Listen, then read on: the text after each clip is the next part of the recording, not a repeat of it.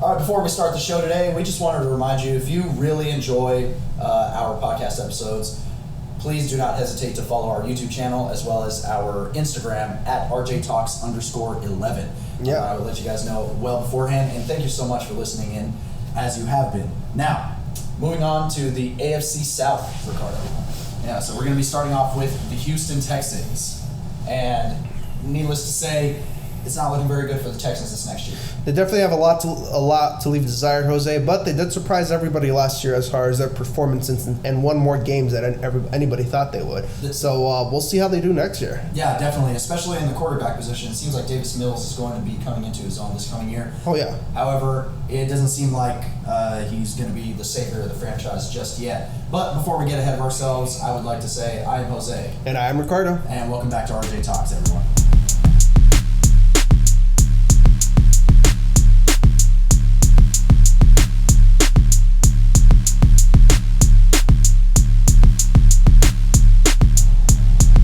Texans.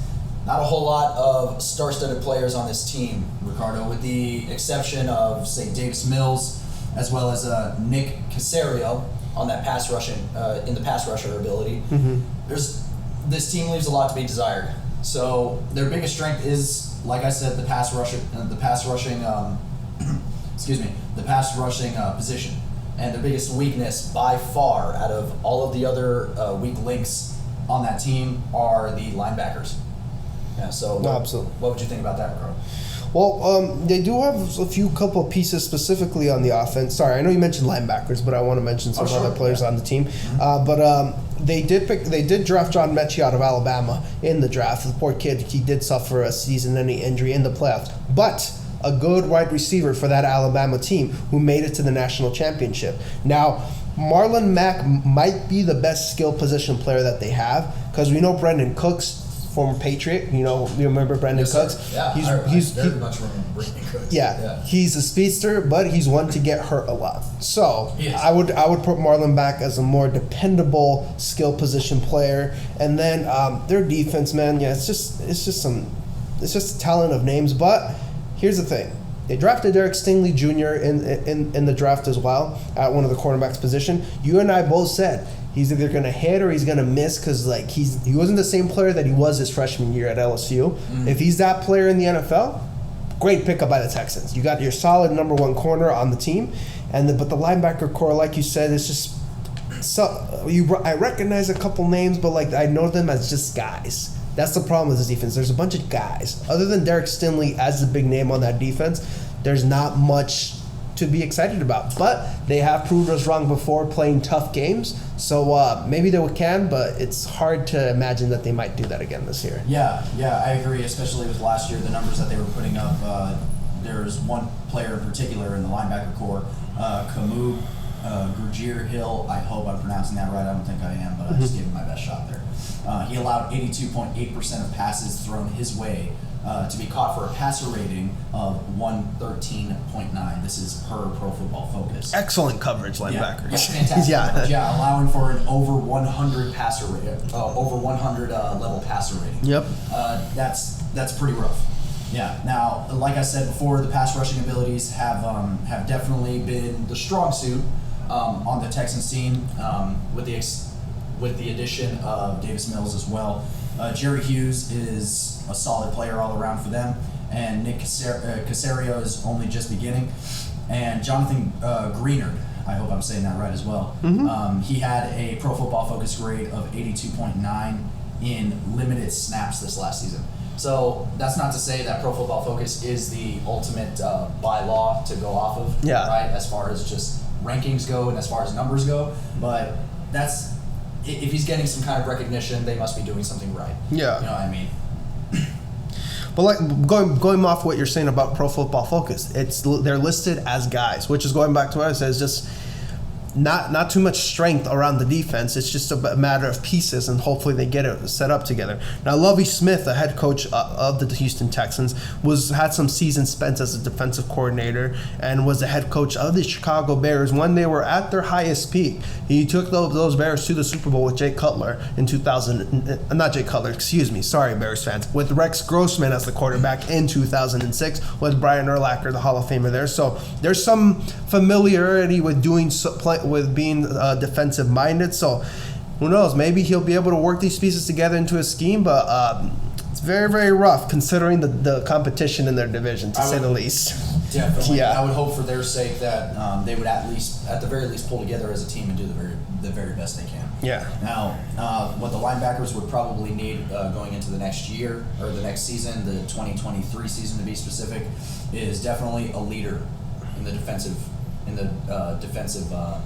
the defensive side of the ball. Yeah. Yeah, they definitely need somebody who's going to stand out and do absolutely everything that they have to do. Right? They have to be able to lead the team in a different direction, as well as go off of what the direction that the head coach is giving them. All right. Yeah, and to go off of the strength of they have one advantage for them. It looks like they could be a solid running team, Jose, because you got Marlon Mack at the running back position, Andy Janovich as a fullback, one of the more underrated players of this league, one of the best fullbacks in the league, even though we don't have that many fullbacks anymore. Laramie Tunsil as the left tackle has always been reliable, dependable, good pieces around their offensive line. My point being is that they could win games by just playing smart. Running the ball, play action, keeping the defense off the field to avoid them being exposed based off their players, like you just said, unless Derek Stingley or we see another star come into the ranks for that Texans. For sure. Yeah, but I don't know, dude. We can get into the schedule and see how they're going to look for this season. Yeah, definitely. Now, I think it would be safe to say already that it's unlikely that this team will be making the playoffs. Yes. Even before looking at the schedule, because their first 2 weeks are already against tough competition. Week 1 is a divisional game against Indianapolis. A very strong Colts team going into this next season. Yeah. Probably a very high-scoring Colts team with Matt Ryan at the helm. It's just they're too big. They're too much of a stronger team on both sides of the ball. We'll get into them later in the podcast because they are in the same division, but it's going to be a loss for the Texans. For sure. Yeah. And then week 2, another tough game is going to be at Denver. That's going to be Denver's probably their first win of the season, if I remember correctly, their schedule. Yeah. Week 3 at Chicago. Now, I understand that we did give this to Chicago the few weeks ago that we did review their schedule. Yeah, so we can see them starting 0-3, very rough start. Yeah, very tough start. Another probably 0-4 against the Chargers. Absolutely. This next year. Yeah. Yeah, week 5 is another divisional game before their bye week against Jacksonville, and it's going to be at Jacksonville. This could be a chance for them to redeem themselves before the bye week. This could be. But I just have a feeling that Trevor Lawrence, and with the addition of Travis Etienne, people forget how great he was in college. He got injured his rookie season. We didn't get a chance to watch him with Trevor Lawrence. I have a feeling they're going to win a couple games. This is going to be one of them. For sure. Yeah. Okay, so starting off 0-5 already going into the bye week. Hopefully that time is a good rest time because week 7 is another tough game. They're not going to win this game, Vegas. Jose. Against Vegas, yeah. Tell me one person on that team who's going to cover Devontae Adams. I don't think anybody. No. You were just mentioning that they have some troubles and they're struggling in the cornerback positions. Yes. Yeah, most definitely not. Yeah, not against Devontae Adams. Yeah. Excuse me. Week 8 is against Tennessee. Now it's in their home stadium. It's in Texans' home stadium. The Titans, as far as their offensive talent goes, is very vanilla, as we've continuously said. Yeah. But they are a stronger team overall. They're just stronger overall, even with the weakness that they have on the defensive side of the ball. I have a feeling Mike Vrabel will. I have enough respect for Mike Vrabel as a former defensive player who built his reputation up on defense to have a better Titans defense this year. So it's a rough start, dude. I don't see them winning one of these games starting off. They're going to lose against the Titans. Another one, week 9 is against Philadelphia. I don't see them winning against Philadelphia. We gave it to Philly, if I remember correctly. We did give it, yes, we did give it to Philadelphia, even though the Texans are going to be playing at home. Yeah. Week 10 is against the Giants. This may be their first win of the season. Yeah. Going into week 10. Yeah, they're definitely the stronger team compared to New York. Not by a lot, but they are stronger than the New York Giants overall. Just a notch. That's exactly what they needed. Yeah. Week 11 is against Washington. Now, if I remember correctly, it was kind of a battle between Washington and Houston, only because Washington does have a lot to be desired as far as their roster goes, but so do the Texans. However, they do have the stronger quarterback out of the two. Yep, so they have who's going to be putting up more points is the question. That is the question. It's just Washington. They're such an inconsistent franchise overall. Yeah. Like they're either up or they're down. But you know what? It's mid-season though. I remember we was tough on this question as well. It was, yeah, and it's at NRG. But I'll give the Texans a chance. I have a feeling that they'll have a little bump in their step from beating the Giants the week before. I say they beat the Commanders. Oh my God, that's such a cheesy name. Man, I would hope so. Moving on. Yeah, I would hope they beat. Yeah. Week 12 is at Miami. I don't see them winning this one. Not at Miami. They got too much strength on the receiver position, and they're weak. They only got Derek Stingley, and we don't even know if he's going to be a great player, let alone a good starter. So, right. Yeah. Yeah, so week 12, we're giving that one to Miami. Week 13 is going to be against Cleveland. Now, very interesting game. yes, the breaking news as of today, Deshaun Watson's suspension has been extended from 6 games to 11 as per the NFL. So he's going to be back, but this is going to be his second game coming back. All right. And that's assuming that he starts right away. Right. They may settle into Jacoby Brissett. However, they did drop so much cash on Deshaun Watson. It's very likely that they're going to be using him. And here's the thing, it's going to be a very emotional game for him as well. So it's not going to be your typical, like, oh, the better team might win and stuff like that. Like, it's a different comparison, but I say, like, you know how Tom Brady played at New England the week before, last year with Tampa Bay, and it was a close game like that. I feel it'll be kind of emotional for him like that, because he lost a year of his, not getting too far details. Point is that he doesn't like the Texans. He won't like the Texans, and they'll definitely start him for this game. But I say they protect Deshaun Watson, make it simpler for him with Nick Chubb and Kareem Hunt. Play some quick screen game against that weak Texans defense. For sure. I could see Cleveland winning this, even though it's an away game. Yeah, they're just going to run it up the middle all day. Oh, yeah. Yeah, pretty much. Week 14 is going to be at Dallas. If I remember correctly, we gave this one to Dallas. Yep. Yeah. Unless Dallas pulls something, which we wouldn't be surprised, but we'll give them respect so far before the season starts to say that they'll win this game. Yeah, especially this far into the season and at home. Yeah. You know how that home crowd is, especially that late in the season. I don't think they'll allow themselves to lose that way. But we'll be laughing if they do. Yes, we will enjoy it. Week 15 is going to be against Kansas City. They aren't winning this. No. No way. No chance. No way they're going to. All right, moving on. Week 16 at Tennessee. Yeah, I don't see them winning this one either, to be quite honest with you. I just don't see them stopping Derrick Henry. It's as simple as that. Like, it's just they could load 8 men in the box, and he's still going to find a way to like gain some yardage, and then they'll just do play action on them all day. That's right. Yeah. All right, and here is Week 17 against Jacksonville. Now, this is going to be at home. They might have a chance to win this one. Yeah. Yeah. Division split. Exactly. That's it. Yeah. So late in the season, and they've already had a couple of wins under their belt at the very least. So I think they wouldn't allow themselves to be the losers of this game. Yeah. Week 18 at Indianapolis at Lucas Oil. No. Even with Indianapolis backups, let's say they rest them, they're not going to beat them. No. Most definitely not. Yeah, we knew it was going to be rough for the Houston Texans. What was that? Not this rough. What was that? 3 wins? That was about 3 wins. Yeah. 3-4 wins. Yeah. So, and one of those was just us being generous, really. Yeah. So. And like, here's the thing: we love Davis Mills. Like, he shows like potential, but there's not a team around him. If Brandon Cooks is your number 1 receiver, and you got a bunch of no-names. Now, if John Mechie comes out of nowhere and he becomes sensational as a rookie, we might win a couple of games here. But based on how this team's constructed and how we're looking at it, it's just like, don't see much in them. And it's not a knock to them. It's just they have to build more. They need a lot more pieces. They need, as opposed to like, this is cheesy, what I'm about to say, but it's like Legos. They need a lot more foundation bricks. They need more bigger Legos at the bottom. Yeah, right. In order to support them. Yeah, for sure. They got to build that. I definitely agree with that. Not a whole lot more to say on the Houston Texans. It's a little sad to see them go this way for another year. Yeah. But they will have some time to develop, and they will be pretty much up there as far as their draft goes for 2023. And who knows, maybe one of the young quarterbacks might come out. That'll look good for the next season. But most definitely. But yeah. Will Anderson from Alabama. He might be one of the players to be available for next year's draft, but we're getting too far ahead of ourselves. So let's get on to the next team. All right, so the next one is going to be Jacksonville. Do not go away. Yep.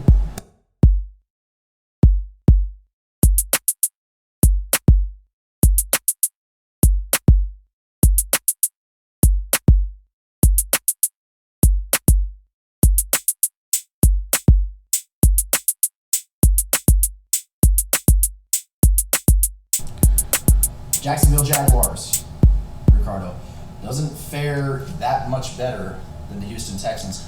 This is pretty much, I mean, we just before we go into the other two teams, it's worth mentioning that this is pretty much going to be the weakest division in the AFC. Oh, no question. Yeah, no question at all. And the AFC South has long been that way as well. I mean, the teams that have come out of the woodwork recently are, the Colts and the Titans, however, but still, there's just a lot to be desired in this division. Now, particularly with the Jacksonville Jaguars, their biggest strength are the running backs, the running back position. Absolutely, they are very, very good there. Trevor Lawrence had quite a hard time adjusting last year. Yeah, and being the number one pick in the draft the year before that, there was a lot of expectation that was placed on him. If I remember correctly, they compared him to pretty much the next Peyton Manning. Yeah. It's just the overall mystique that he had, how he won the national championship as a freshman against Alabama, blowing them out. He only lost, if I remember correctly, it was 2 games in college, or two or three, but still, that few games in college. I talked to you about him, if you remember. I didn't think he was all that. I prefer Justin Fields as the better quarterback of the two. Now, most definitely was. Yeah. To be fair to him, he did have that train wreck of a head coaching situation with Urban Meyer, who we could spend a whole podcast episode talking about what he did wrong with that team, but we don't have enough time for that.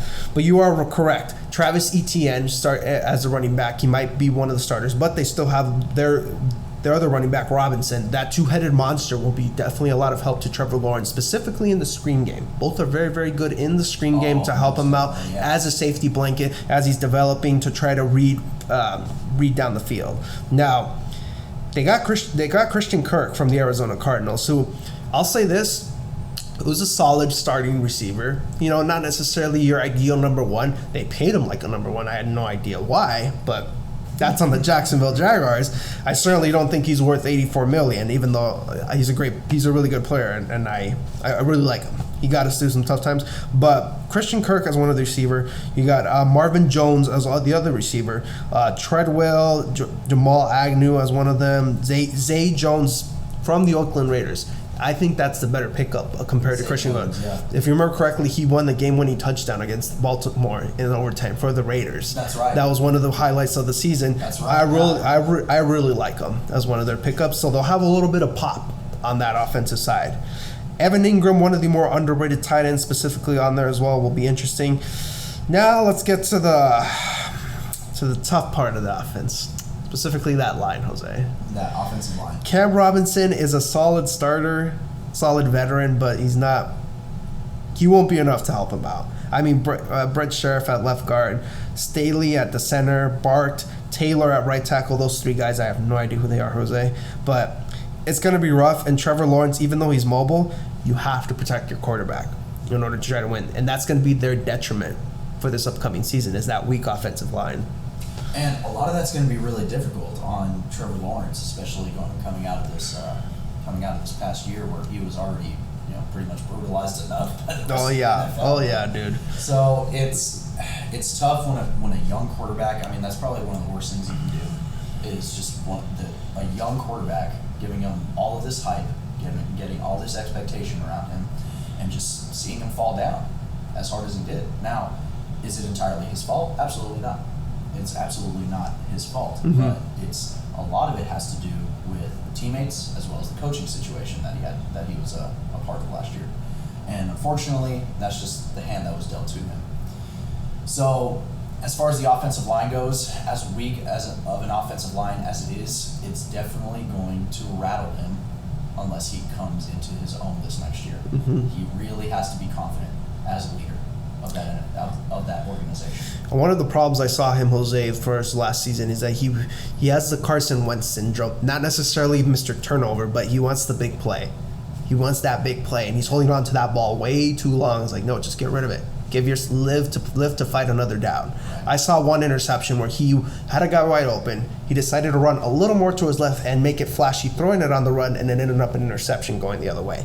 It's stuff like that he can clean up. And Doug Peterson, as a head coach, give him credit. That's one of the better head coaches you could get in the league. I don't think it was entirely his fault what happened in Philadelphia as the meltdown, but he will gladly develop this quarterback. He's a young second-year player, and we might, like you said, see him come into his own if he picks up those mistakes, cleans that stuff up. Yeah, he most definitely has to, especially this early in his career. Going into his second year, this is an opportunity for him to pick himself up and just charge ahead into the season.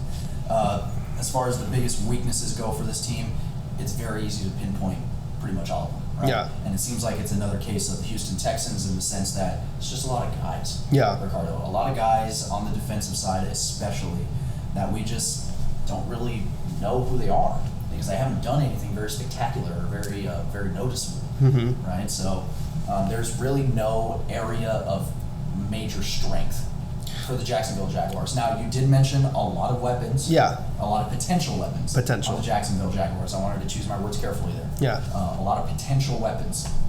Now, is that a guarantee that they're going to be any good? No. It's not going to be. Because Trevor Lawrence still needs to get the ball out of his hand. For him to get the ball out of his hand accurately, he needs protection. Right? We can't expect him to be Joe Burrow. Right? Not everybody can be Joe Burrow. No. Okay? Not everybody can be Joe Chill Burrow. Yes. Right? So, as far as Trevor Lawrence goes, I'm going to repeat myself. He just has to stand up confidently. That's really it. As far as for the defense, the best player definitely on this defensive side, and no, it's not that number one pick, the kid they got out of Georgia. Still can't believe they didn't get Hutchinson. Anyways, it's Josh Allen, the linebacker off of that team. He definitely is the strongest player specifically on that team. He's the one who shows the most pop and most potential to be consistent starter in this league. They got some guys here and there. It's just like we said, there's a reason they were the number one pick last year. This team needs to have some more pieces added onto them specifically. Yeah. Now Trey Walker, I can't even remember his name. I'm sorry. If it's Trayvon or Trey, do apologize. For sure, it's Trayvon. Trayvon. Trayvon Walker. He's not the best pick of this year's draft, but as far as I can see him, I could see him being an okay player as far as for pass rush, but not one of the most explosive and what that they need right now. What do you think about this defense, Jose? I mean, it seems like a lot to me. Yeah. Once again, for me, it's just a lot of people that I haven't really heard of. You know, so they themselves, it seems like they need a strong leader. Mm-hmm. You know, and they need somebody to stand up in order to pick them up throughout those tough games. Now, speaking of tough games, let's go ahead and move on to their to their schedule over here. Yep. While we're pulling that up, once again, if you really like what you hear, just go ahead and subscribe to our YouTube channel as well as follow our Instagram at RJTalks_11. If you have suggestions on how to make this podcast more entertaining than it already is, then please do not hesitate to leave any of the comments. We will read through them thoroughly. Thank you so much. Yeah. All right, now the regular season for Jacksonville. Week 1 is going to be at Washington. If I remember correctly, we gave this one to Jacksonville, only because it was up against Washington. Yeah, it's up against Washington, and it's going to be Carson Wentz's first time with the team, new system. Now, granted, Trevor Lawrence is going with a new system as well, but I do believe he is going to be one of the he'll play better between the two of them. Not necessarily that he's the better quarterback right now, but I believe they'll play better and they'll play smart. They'll run the ball, make it easy. Tough win. It's going to be on the road, but we can see them winning this one. For sure. So they're going to start off the season with a win already. Yeah. Going into week 2, they're up against Indianapolis. It's just going to be they're the stronger team. They're going to win this division. You can't win this one. I believe so as well. Week 3, another tough game is going to be at the Chargers. Nope. SoFi. No. Moving on. Yep. Week 4 is going to be at Philly. I don't see them winning this one either. Yeah, we gave it to Philly if I remember correctly. We did. Yeah. Yes. Week 5 is going to be against the Texans. Now, we gave this one to Jacksonville. Yep. Once again, we gave the later win to the Texans. Yep. So no need to elaborate on that. Mm-hmm. Week 6 is going to be at Indianapolis at Lucas Oil. I see them winning. They're going to get swept by the Colts. They most definitely. Yeah. Week 7 against the Giants. Now this could be their second win of the season. Their third win of the season. Excuse me. Yeah, their third win of the season. It's at home too, so most definitely they're good. It's I would say both teams are kind of equal as far as like strength. Yeah. But as quarterbacks, I would rather have Trevor Lawrence over Mr. Daniel Turnovers in New York. I'm going to listen to Jacksonville. Week 8, Denver. It's going to be a loss. It's going to be a loss. Yeah. They're going to be on their own right there. Oh my goodness, dude! 3 teams in a row that are in that are in the strongest division in the AFC. Yeah, it's going to be a rough 3 weeks for them. Week 8, Denver. Week 9, Vegas, and Week 10, Kansas City. Those are all losses. Yeah, Week 10, Kansas City is going to be at Arrowhead. Yep. As well. So Week 9 and 8 are going to be in their house. However, there's really no. There's no going around it. That they're going against superior teams and they will lose. Well, Week 8 is going to be at Wembley. They're going to be in England. Yeah. But, either way, they're going to be in the UK. But either way, they're losing. Their undefeated streak in London is gonna end. Yeah. Yeah, for sure. They're going to be losing overseas. Yeah. All right. Week 11 is bye week for them. Week 12 is going to be against Baltimore. Baltimore is definitely going to pull this out. Last week we were talking about Baltimore and how easy their schedule is. It's ridiculous. Yep. It's crazy. So they're probably going to be the Pittsburgh Steelers of 2020. It might happen. Yeah. They are a better team than the Pittsburgh Steelers were then. Yes. But beside the point. Now, Week 13 is going to be at Detroit. They're not beating Detroit at home. No. They just don't have the heart. No. Detroit's the much stronger team, and they got the actual best player in the draft that year. I still can't get over it. Moving on to the Titans. We're going to keep hearing this. Yeah. Yeah. Week 14 at Tennessee. It's Tennessee's game. It is. It's at home.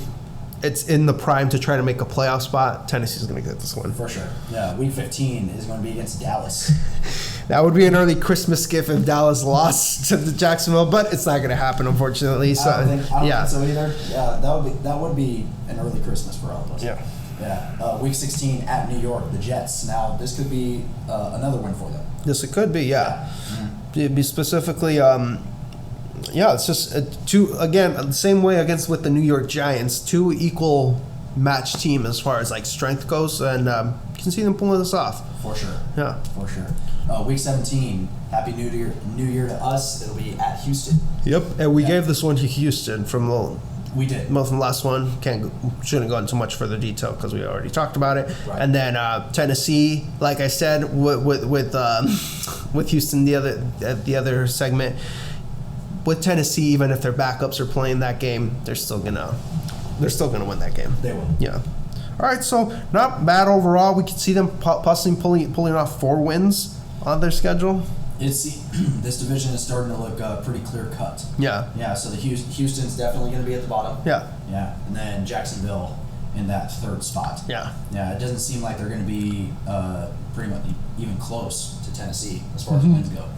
But before we get ahead of ourselves, we would let's go ahead and just jump over to Tennessee. Absolutely. Yeah.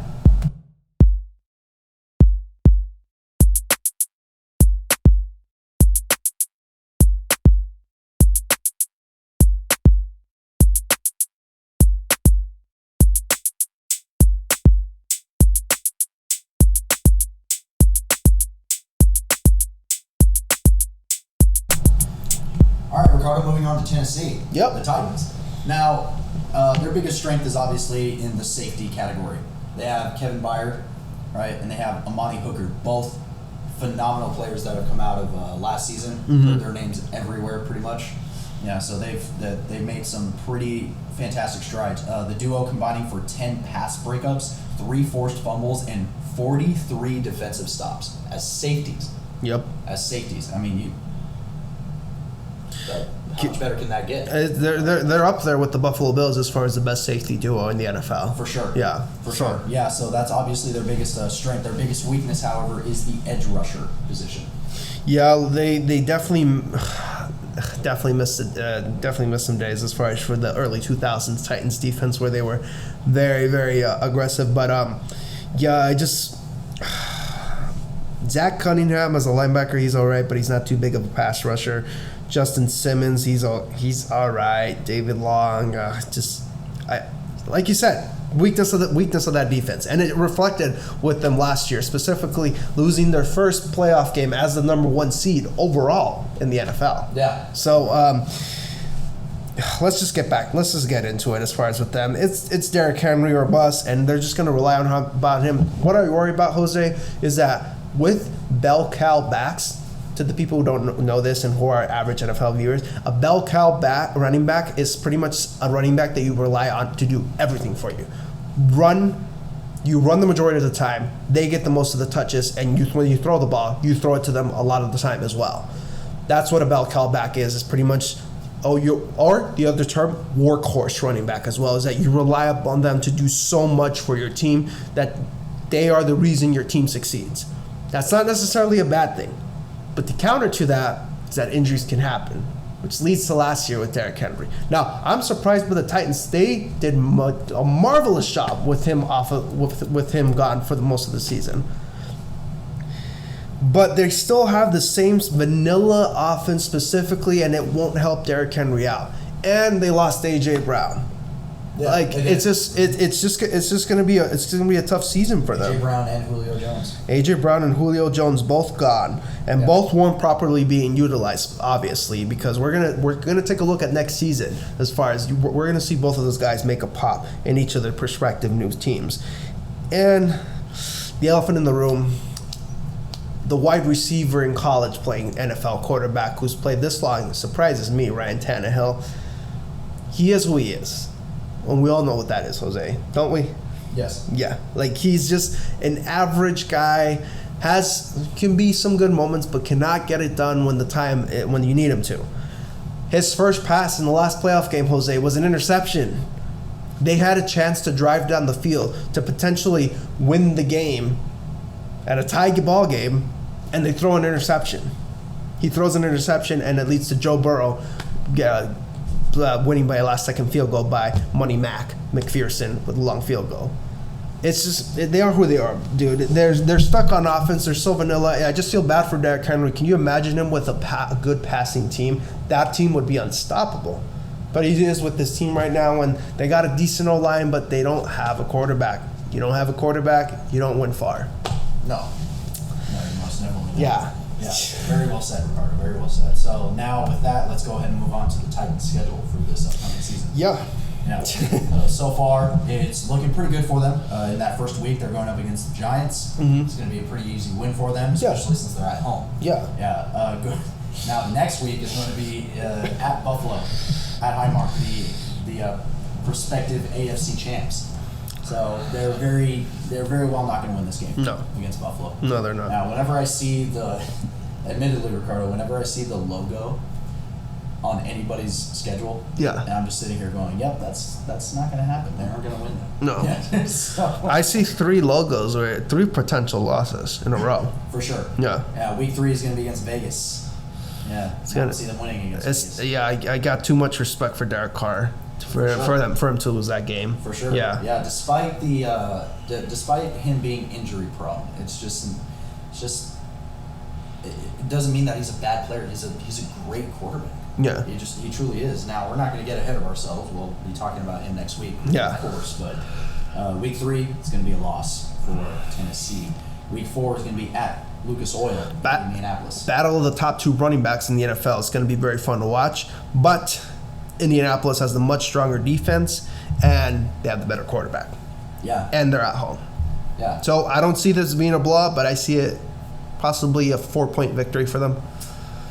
The bell cow won't take them very far. No. Looks like. Yep. Week 5 at Washington. This is going to be a win for them, right? Absolutely. Yeah. Now, against the Commanders. If they lose this game, they're in trouble. They need to win this game. Especially going into the bye week. Bye week is their week 6. Week 7 is going to be against Indianapolis again. Yeah. However, Titans will be at home. And it'll be off of a bye week, and it's a divisional game, so we got to give this one to the Titans. Yeah. This one. Week 8 is going to be at Houston. Now, we said that Houston was going to be losing this one. Yeah. Yeah, only because it is Tennessee. Week 9 is going to be at Kansas City. I don't see Kansas City losing this one. Even with the reduced offense that we predict Kansas City's going to have, not as explosive, they still have the better coach, the better quarterback. They've been perennial contenders for the past 3 to 4 years now. That's not going to change. And as much trouble as that Kansas City defense has had over the last few years, they're not going to struggle against a very predictable offense that is Tennessee. They held Derrick Henry in the AFC Championship to go to the Super Bowl. That year they won the Super Bowl, Kansas City, so they can do it again. When you have a singular weapon, it's easy to catch on. Yeah. For sure. Now, and I don't see them failing in doing so again. Yeah. Week 10 is going to be against Denver at home. Now, Denver is not losing this game. No, they're going to be in full stride because Russell Wilson, they'll probably get like their feet rolling and start getting some momentum for the season. They're not going to win this game against them. Man. Week 11 is going to be at Green Bay, Lambeau. Yeah. I see Green Bay beating them. However, it's a close game. I think they might pull off the upset. I think so. Yeah. I think it might be possible, but that's me being optimistic. Yeah, being a little optimistic. I mean, on my end, I go, yeah. What I'm thinking is, Green Bay is definitely going to win. Yeah. Now, they might not win by a huge margin. Yeah. It's very late in the season.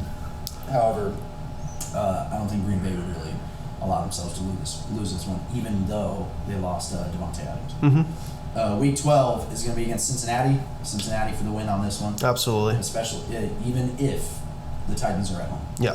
Yeah. Week 13 is at Philly. Philly is definitely not losing this one. Yeah. Week 14 is against Jacksonville. We gave the Titans this one. Yep. Yeah. Week 15 at LA. Yeah, the Chargers. They're not going to lose this one. Yeah. No. Yeah, the Chargers are not going to lose this one, especially since they're playing at SoFi. Week 16 against Houston. I don't think we gave Houston this one. No, we didn't. No. We gave this one to Tennessee. No, we said Tennessee was going to sweep them. We did. Yeah. Week 17 is going to be against Dallas. Yeah, they might have a chance to beat Dallas. Interesting game, yeah. So that will be kind of a we'll know when we see kind of situation. Mm-hmm. And then week 18 is at Jacksonville.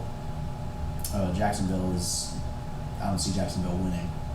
We gave Jacksonville the split here, so yeah. Yeah. Yeah. Okay. Well, even the second place team in this division is still not amazing. They aren't incredible by any means. It's because let's be honest. We are all waiting for the division that we're going to talk about next week. They're the ones who are going to hold the most of the playoff spots for next year's conference. Oh, yeah. There's going to be 3 teams going into the playoffs for sure. It's going to leave a lot of teams like second place teams in divisions in the dust when you have 3 teams make the playoffs in one division. True. Yeah. Yeah. But anyways, let's go talk about the Indianapolis Colts for the next segment. For sure. All right. Do not go anywhere.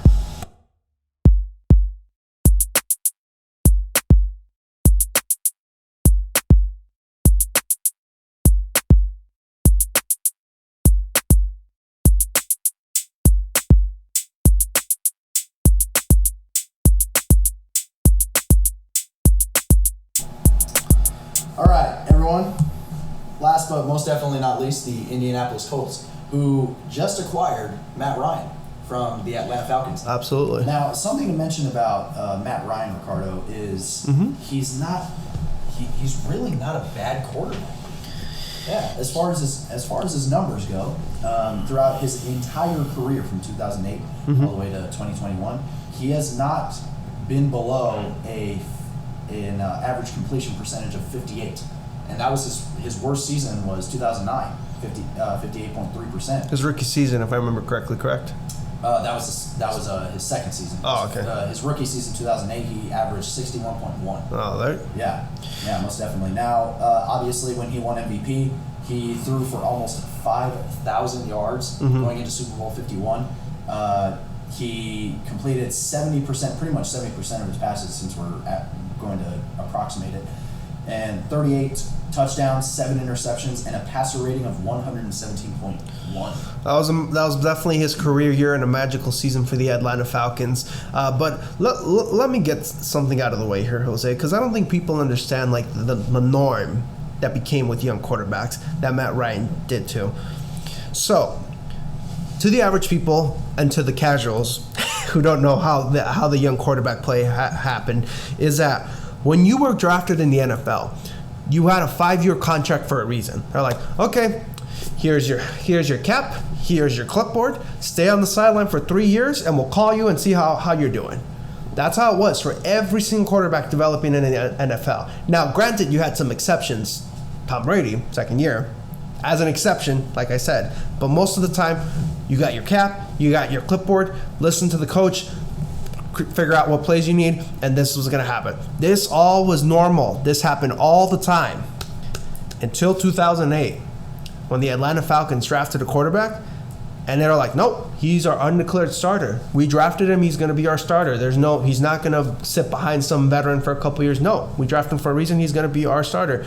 And 61 plus completion percentage that you just told me, which back in the day when there was a little bit more defense than there is now, that was a great rookie season when passing stats were hard to come by. And he changed the norm for young quarterbacks forever, Jose, because you had to, like I said, clipboard, cap, stay on the sideline. Nope, we're going to start you from the very beginning in training camp. You are the guy, and we're going to see how you do. Took the team to the playoffs, Jose. They lost to my Arizona Cardinals in the wild card game, which I appreciate because they're my Cardinals. But that's still a successful season for a rookie quarterback. And Matt Ryan has been consistent, and there were some years where it was really only him like leading the offense. Then with Julio Jones was looked at as a top 15 quarterback. A very good top 15 quarterback and potential to be elite, and he got that MVP season, obviously, when they went to the Super Bowl. So people aren't giving him as much credit as he deserves, and he's a very reliable veteran quarterback. Let's just face it. These past couple of years, it was him in Atlanta. There was nobody else to help him. It was him holding that team up and him trying to win games. And granted, he didn't look sexy. He didn't make the flashiest plays. But he helped drive his team down the field to score touchdowns and to try to win games. So it sounds like his priorities are in the right place. Oh yeah, dude. And the training camp, we hear a lot from Colts players right there. He's holding his guys accountable to a higher standard because it wasn't too long ago when Matt Ryan was on the precipice of the dream coming true of winning the Super Bowl and potentially being Super Bowl MVP. He was this close. There's no shame in losing to the GOAT, though. There's no shame at all. He lost to the GOAT in one of the more memorable games in NFL history. But that's still in the back of his mind. He was on the other end of that, and I'm pretty sure he still dreams about that day, dreams about what happened in that Super Bowl. Same way Tom Brady dreams about, that 07 Giants loss that we had. Yeah. Same exact way, thirsting, wanting another chance to try to lift that Lombardi, and he knows it. He knows that this is probably his last chance to win a Super Bowl in his career. Because, Jose, this Colts team, each couple of years, they're like, oh, they're possible contenders. They just need a quarterback to lift them off the field. It was just when Andrew Luck retired where the Colts were in the constant state of, trying to make the playoffs and being above 500, but a good team, but not great. Good, but not great because Andrew Luck, God help him with all the injuries he sustained because they decided to draft Quentin Nelson when Luck retired.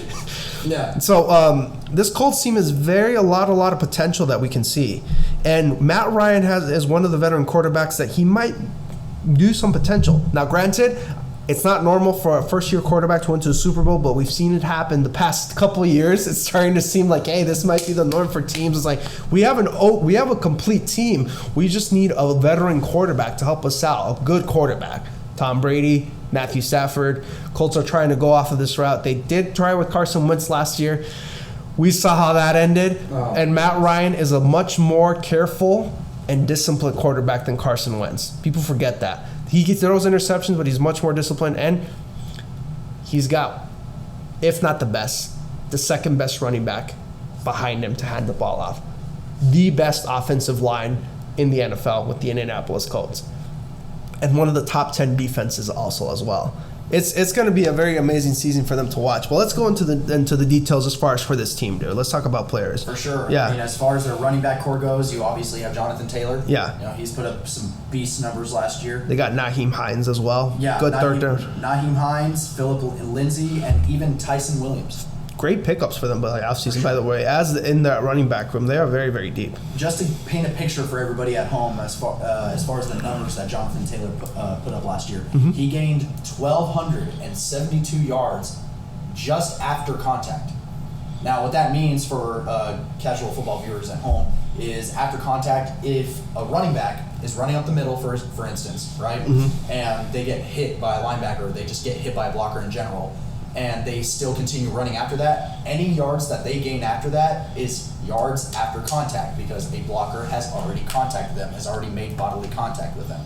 Yeah, so the fact that he, throughout the entire season, gained 1,272 yards after contact, as well as broke 66 tackles, and had 23 breakaway runs of 15 or more yards, 4 more than any other running back in the NFL.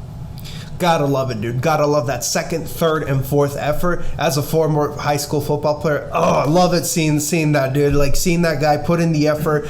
Like you know, when you're yelling at the couch, you're like, come on! Yeah. And you see players actually, you're like, yeah! Like, that's stuff like that you look into. Like I said, he's the second best running back in the NFL so far. So right behind Derrick Henry. Yeah, right behind him. And definitely his breakout season was this year. Oh, my goodness. Last year, excuse me. But yeah, no, that's definitely the best player that they have on the team, and their star specifically. But the difference between them and the Titans, Colts actually got a quarterback, which I just talked about right now. Right. Quarterback with experience, quarterback who has done it and who knows what it takes to get to the big game. Right. Doesn't know what it takes to win yet, but he knows what it takes to get to that big game. Right. Now, so going back to the receiver core, it's going to be very, very interesting as far as how they do it. You got Michael Pittman going there, Paris Campbell. You got T.Y. Hilton, who I'm not seeing here at the moment, but I just still know he still is with the Indianapolis Colts. They did also pick up the rookie Alec Pierce. Yes, they did. Yeah, they picked up that rookie, but again, we really have no idea what he's going to be bringing to the table. However, this is the biggest weakness of the Colts is their wide receiver core. Now, that's not to say that it is a glaring weakness. It's just a little corrosion in the game. Very young too. Very young player specifically. I still don't see T.Y. anywhere, but I do know that he's still with the Colts. But my point being is that, like, with the veteran quarterback who's holding his players accountable, you can expect these receivers to try their best to win specifically all these games. Ali Cox, I haven't seen too much. To be honest, I don't know much about him. But if I know the Colts, they're definitely looking for a blocking tight end first and getting some quick passes out of there specifically. It's going to be very, very interesting to watch.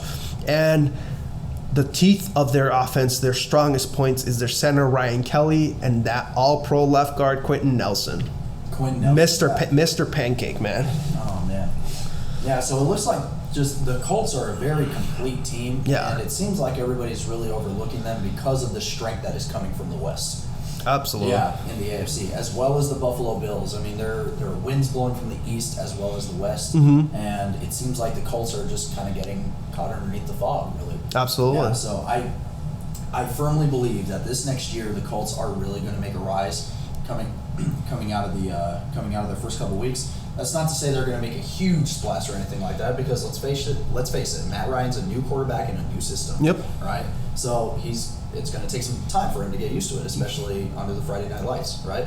But that doesn't mean that he's going to be a pushover.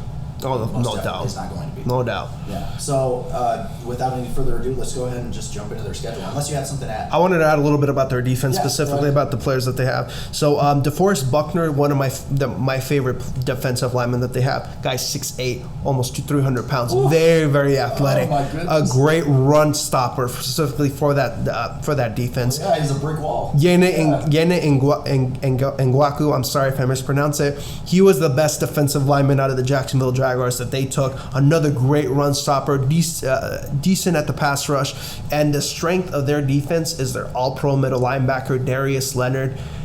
He's personally one of my favorite players on the Colts. He is a very, very hard-nosed linebacker and very good in coverage, very shifty, and that's a great aspect to have as a linebacker, because if you're a great run stopper, that's great, but they're just going to throw it behind you and you're going to leave a huge gaping hole for the defense, and you're not going to be available for third down. This linebacker can be in there for third down, Jose. When it's 3rd and 10 and they need coverage, guys, they'll take out some linebackers, but they're keeping him. He's staying in there. And so it sounds to me like he's very balanced. You know, he can very much play the run blocking. right? As well as the zone coverage. Absolutely. Right? So he can now, for those of you at home, obviously you do have your defensive plays, right? One of those defensive plays is basically just attack the line, right? So the linebackers will either have their eye on the running back, right, depending on where their position is, or they'll just attack the line if it's a blitz, right? Now, if it's an all-out blitz, right? Now, the linebackers can also play a zone coverage, yes, right? So say a cover 2 or a cover 3, where they're just covering their respective zones. They're not keeping their eye on any one receiver or any one running back. They're just covering their area. It's like, okay, this is my circle, right? And I'm covering this circle. Anybody that crosses into my circle is on my radar. I can't say it's mainly the strength, because I'm going to get into the secondary in a moment here. But their 4-3 defense is one of the best run-stopping teams in the NFL. They got huge, tall, long defensive linemen, similar to the Niners, and they got the studded linebacker in the middle with Darius Leonard, and they picked up one of the great secondary members who was with your former team, Stephon Gilmore, That's right. number 24. That's right. They picked up another player to help in that weakness in the secondary. Justin Blackman as the free safety, he's a pretty good player, specifically right there. A little bit to be desired specific on there, but they got the veteran and definitely the best player in the secondary as far as Stephon Gilmore, who still's got, I would say, maybe 2 more prime years left before he just becomes an old player and just relegated to a role player's position.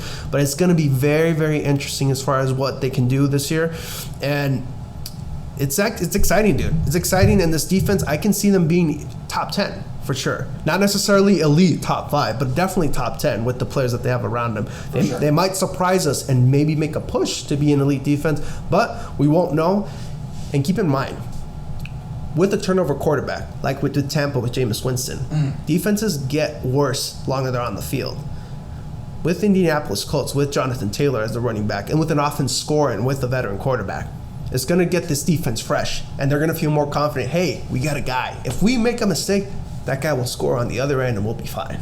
Right. It's going to be very, very fun for this defense, and they're going to be a lot more fresh and not worried about, there's another interception, another fumble, and whatnot. It's like, they're just going to run it again. There's no creativity here. But with that being said, Jose, let's just get into that schedule. For sure. Yeah. All right. So the regular season, their week 1 is going to be at Houston. Yeah. So an easy win for these guys. Okay. Another easy win for them next week. Week 2 is going to be at Jacksonville. Their first tough game of the season, week 3, against Kansas City. It's going to be a huge test game for them as far as how they play the game.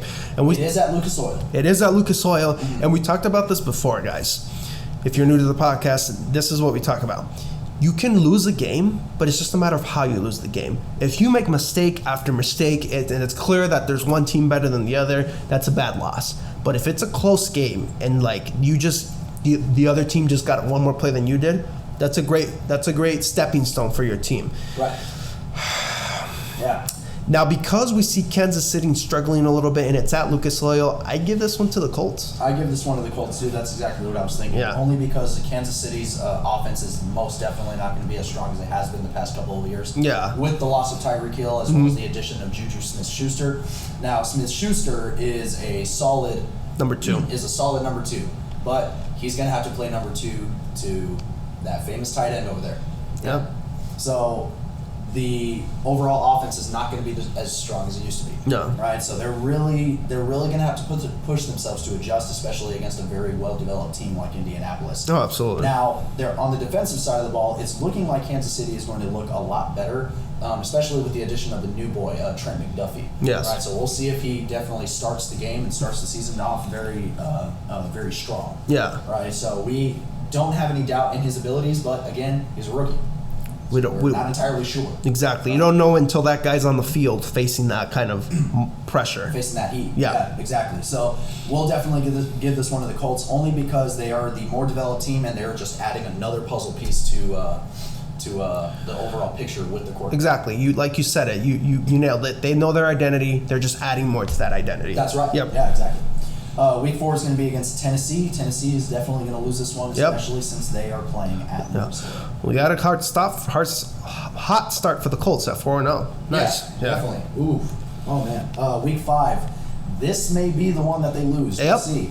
Specifically a road game. Week 5 against Denver at Mile High. Yeah.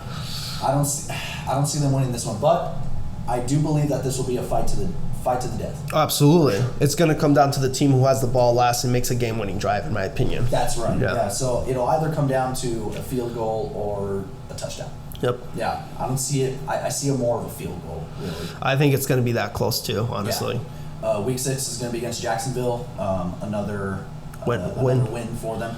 Week 7, another win for Indianapolis. See, these divisional games are tough, right? Yeah. This one's going to be at Tennessee, right? And we did give this win to the Colts, but that doesn't mean that they're going to win it that easily. Yeah. They could still potentially lose, but as far as how we look at it, we give it to the Colts. They're the stronger team overall. That's right. Yeah. And happy Halloween to the Indianapolis Colts. Week 8, October 30th, going up against Washington. Yeah, they got a very hot start here, Jose. This is the first time I'm looking at the schedule, if I'm being honest, and it's looking very good for them. Yeah, definitely. No. Now, Week 9, we were talking about this last week. They're going up against us, the New England Patriots, at Gillette. Mm-hmm. If I remember correctly, we did give this one to the Colts, only because they are the stronger team overall than New England. Yeah, and we already talked about New England as far as their coaching situation as well. It's going to be the Colts winning this game. It will be. Yeah. Now, if the defense does make a stand in Gillette, especially this late into the season, they might have a chance, but that doesn't mean that they're going to win it. It's just they'll just keep it very close. Yeah, that's what they'll do. Yes, they will. Yeah. Week 10 is going to be at Vegas. Tough game. Yeah, for sure. Tough game, especially because this leads to playoff implications. I can see them beating the Raiders this game.